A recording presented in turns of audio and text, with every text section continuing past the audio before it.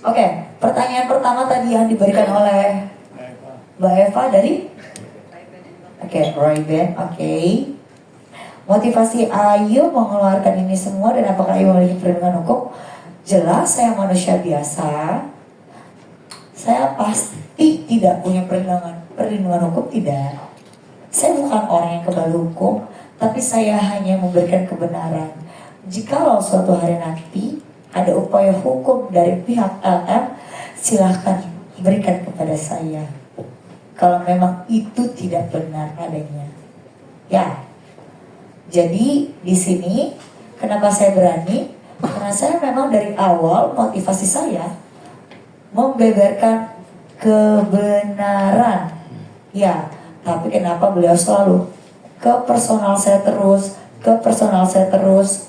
Kenapa memangnya hidup Anda tidak bahagia kah? Itu ya pertama. Lalu kedua, sejauh mana perkenalan Ayu dengan RK sehingga memperkenalkan LM dengan RK?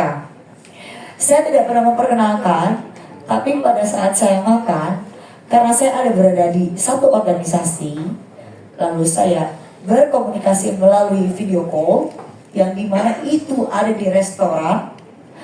Mungkin Mbak Ellen ini termotivasi untuk nge-DM beliau seperti itu. Ya, dugaan saya ya. Jadi silakan diklarifikasi kalau memang saya salah, atau silakan berikan upaya hukum kalau memang saya salah. Saya siap. Terima kasih. Apa pertanyaan ketiga ya? Oke. Ayu Andianti Aulia sebagai mucikari. Saya sebagai Ayu Andianti Aulia dengan mengurangi rasa hormat, silahkan buktikan dan tunjukkan bukti-buktinya kalau memang saya seorang mucikari dan saya siap mendapatkan hukuman jika memang itu benar adanya. Tegas ya, jelas ya. Dan tolong Mbak LL, jika ada yang berbohong, kita sudah melakukan upaya hukum. Dan saya independen, saya wanita yang luar biasa, mungkin dibilang berani, untuk speak up ini saja berani. Jadi silahkan Anda lampirkan bukti-bukti. Kalau nggak ada bukti cuma ngomong doang, semua orang juga bisa. Saya juga bisa kok bilang saya kenal dengan Presiden Rusia, gimana? Ya kan? Itu aja sih menurut saya ya. Jadi di sini silakan lampirkan bukti. Lain kali kalau mau press conference, silakan dengan data dan bukti yang jelas dan tanggal yang jelas. Terima kasih. Oke, sesi kedua boleh 5 pertanyaan kembali. Ada lagi? Tadi kan sempat menyebutkan nama Irfin ya. Irfin itu Irfin itu adalah sosok pacar yang akhirnya si bapak dari itu atau seperti apa?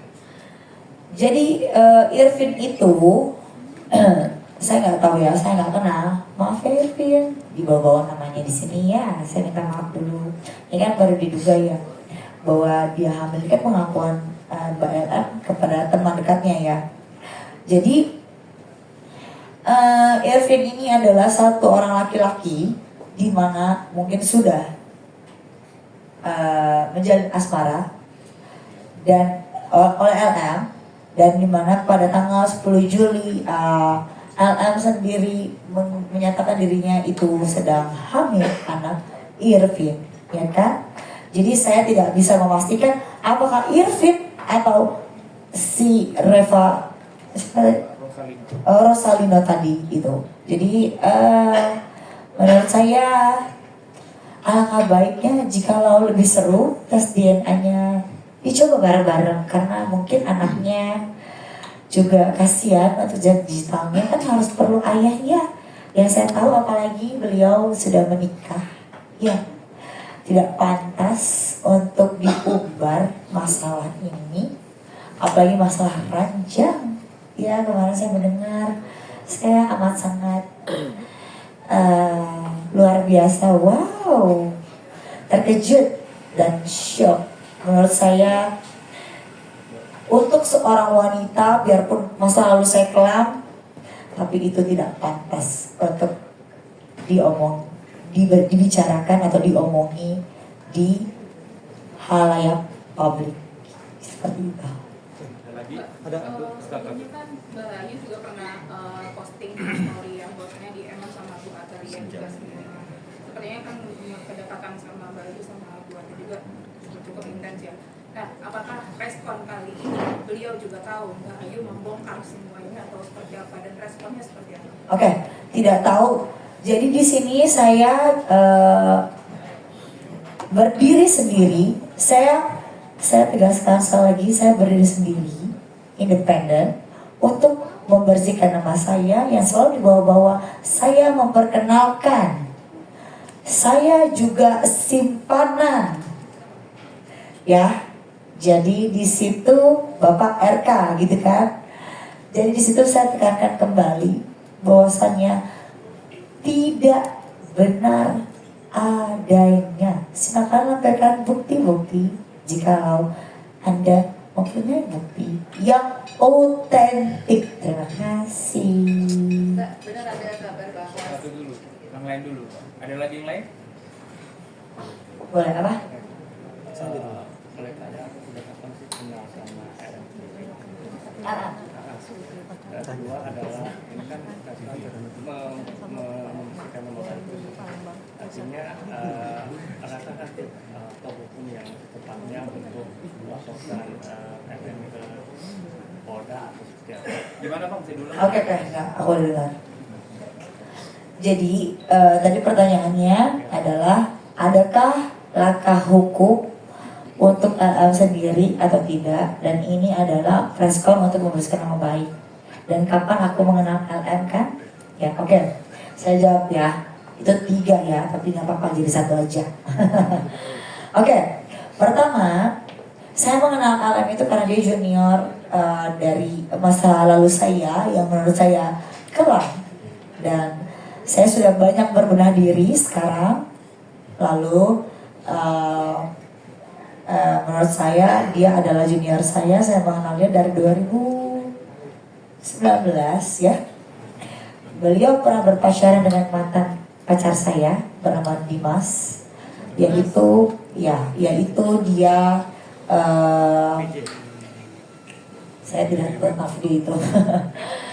Yaitu dia adalah teman kuliah saya di Universitas Bunda Mulia yang dimana dia juga menjadi korban LM sebagai narkoba.